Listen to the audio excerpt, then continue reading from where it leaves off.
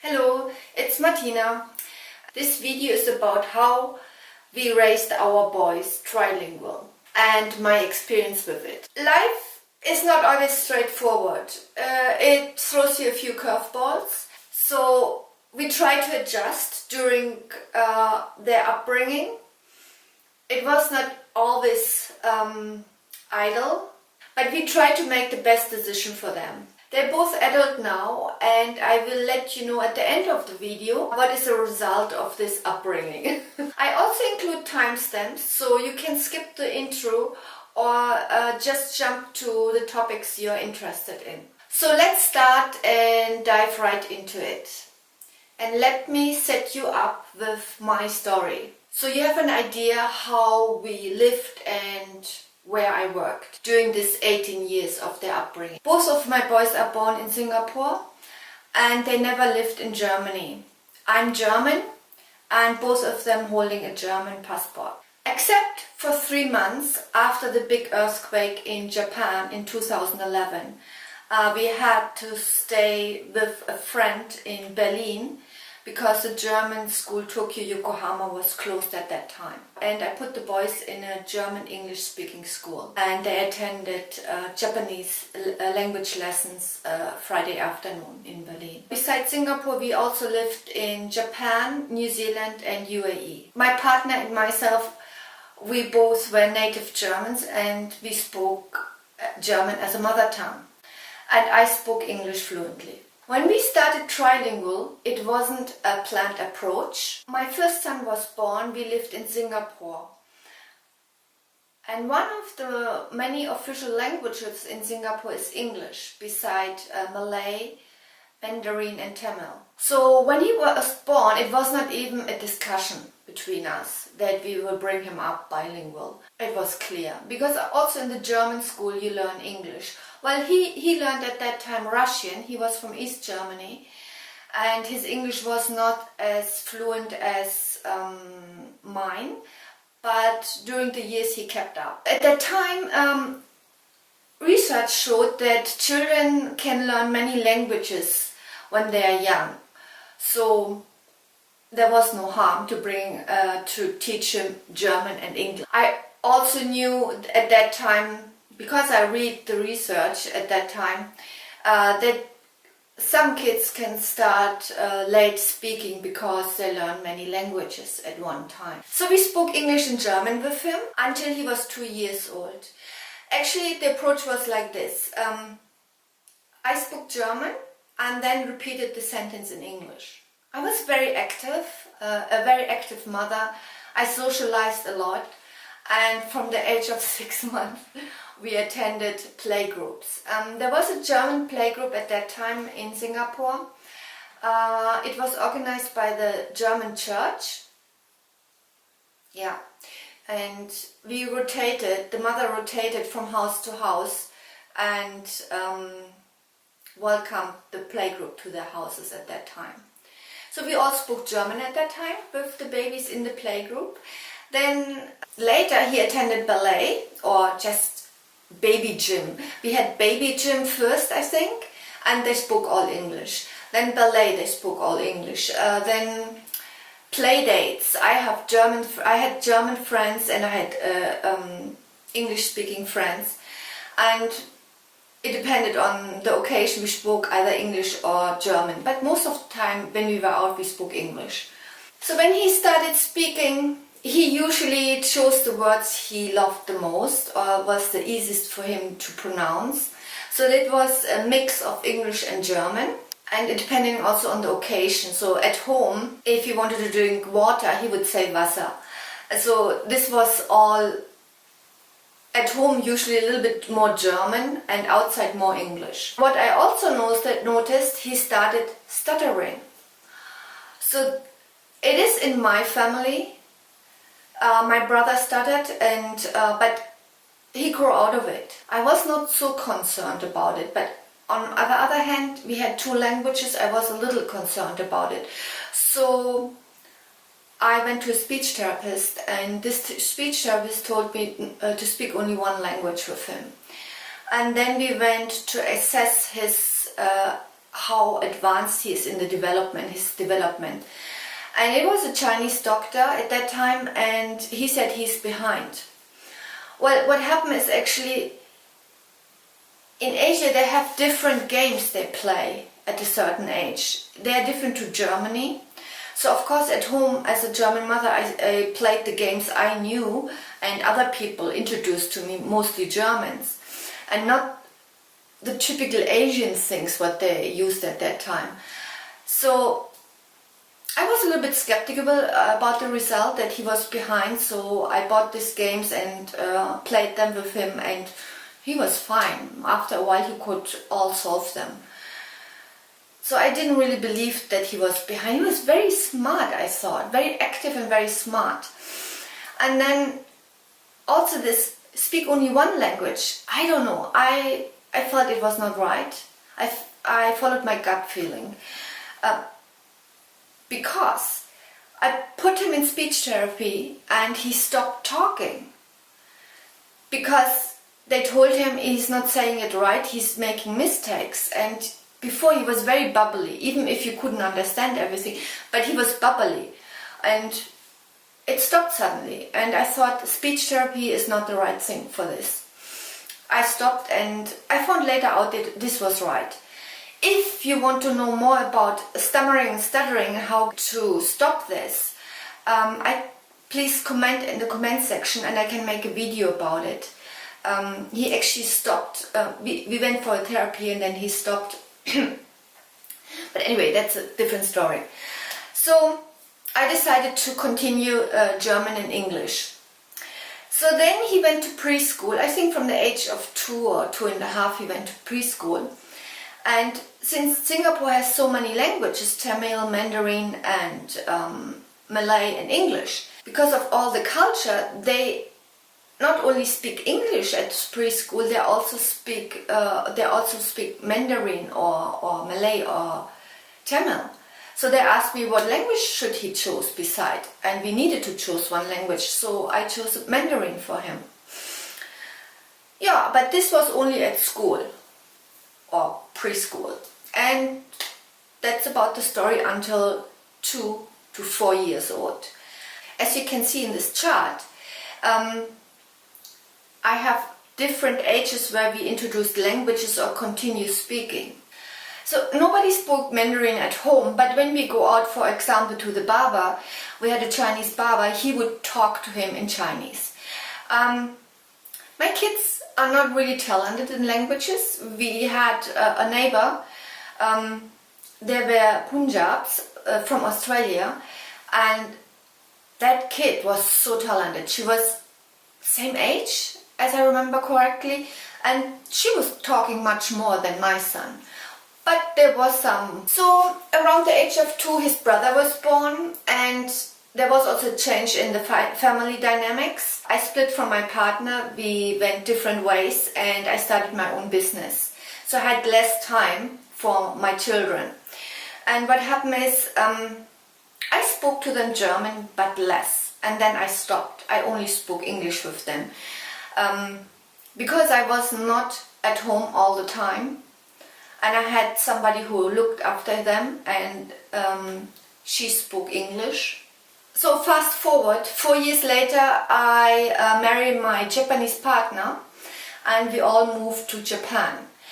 And we decided at that time to put them in Japanese school. The advantage of all this was I wanted to finish the remaining school years in Japan. Also Mandarin was a good practice before because the writing system is similar. So at home we spoke English, at school they spoke Japanese, but now it was different. In Singapore you have the multicultural background, and it's normal that you maybe come to a group who spoke a totally different language like Malay or Tamil or Mandarin. But immediately when they know you don't speak the language, everybody would switch to English. This was in Japan different. You were suddenly in the school and they had to speak Japanese. They attended approximately a year Japanese school. They learned it. They could speak at that time, not very well, but already communication, it was it was basically great. Actually, it was a great experience at the Japanese school. However, my husband got suddenly the order to go to Dubai, and we decided to go all together to Dubai.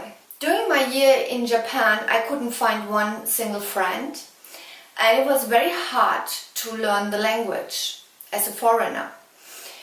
And since I had the experience in Japan, I thought I cannot socialize in Dubai with the Japanese community.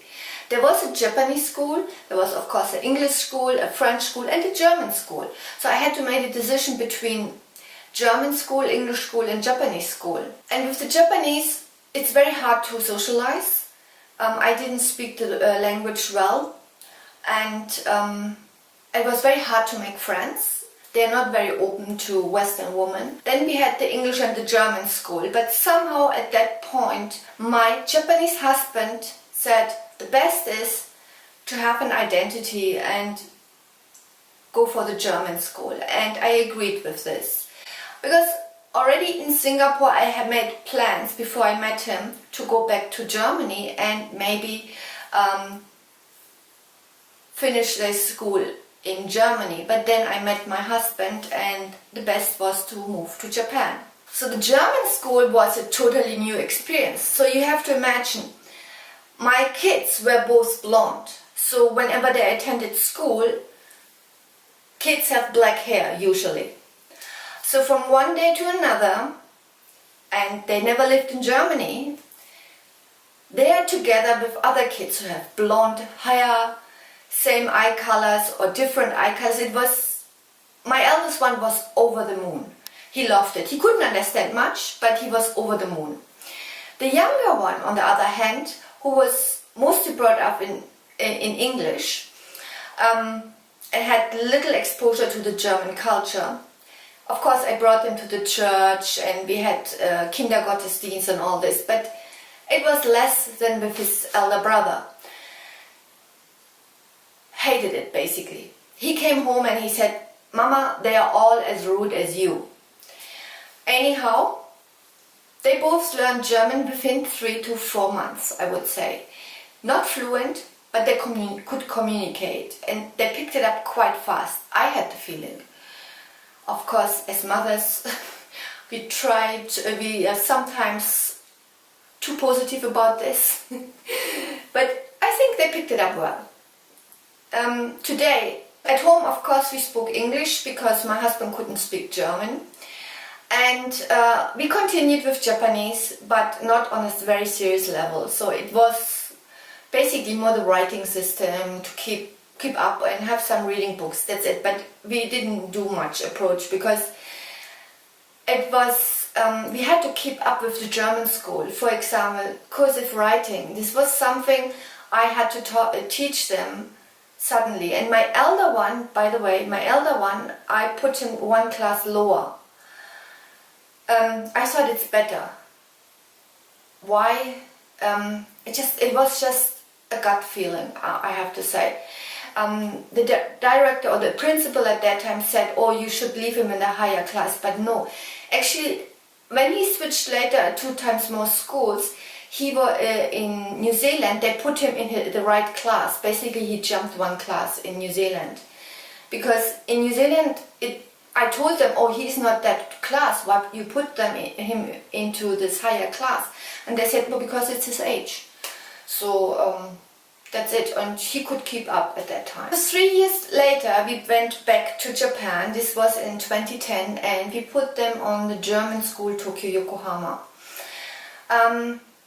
Again, of course, it is a continuous approach to learn the language, even German, no, at that time. Grammar and everything. So so English was great, German was great, and at that time I think they had to introduce French. Something about the German school is you need to have a second language beside English.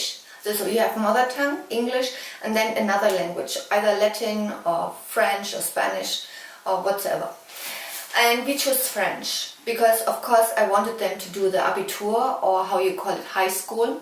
In Germany, not everybody is eligible for high school. You have to choose this at an early age. So to make high school, to finish high school, you have to choose a second language, and this was French. They hated French, and additionally I asked them to attend Japanese. Japanese was awful. I was not Japanese, and if I'm not Japanese, I'm not allowed to put my kids in intermediate level Japanese. It was not allowed. Some mother, there was a German or one or two German mothers who could do it, but I was not allowed to, because my kids couldn't speak Japanese at that time. This was the assessment. They didn't do anything to assess it as a later level after they maybe got dived into it again. So they put him in beginner class with other German kids who never heard a word of Japanese, and it was awful. They hated it, they didn't want to attend. And the 3 years they spent in the German school, Tokyo Yokohama, it was a waste of time. They didn't learn anything, and the teacher refused to teach. They said, oh, you mothers from Germany, you just want to learn them, but the kids don't want to learn Japanese. So it was awful. Anyhow, we moved to New Zealand, and in New Zealand there was no German school, so they suddenly had to attend English speaking school, which was not a problem for them. They didn't need to do a test or anything, but they could. There was again Japanese. I looked specific for a school with Japanese, and suddenly they had such a great teacher. My elder one was 3 years in New Zealand. My younger one was 5 years in New Zealand. They both speak decent Japanese. I wouldn't say fluent, but it's more than they can communicate. They speak Japanese. It's a little bit, let's say, slow. Slower. It's not, like I speak now with you English. It's not that fast. It's like I have to think about the sentence, but they speak Japanese. So the result of all this is they speak English and German fluent, but as you see from me, they can learn this also in Germany. You don't need to move from country to country. And Japanese is not that fluent. I want to say also, French they never spoke. My eldest son is studying in Germany.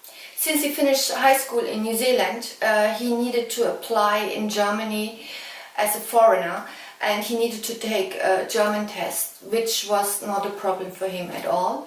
He is fluent in it, as I said before. The only thing, you don't hear an accent in my opinion, but we have different areas in Germany with different accents, so some will say yes, he has an accent, some will say no.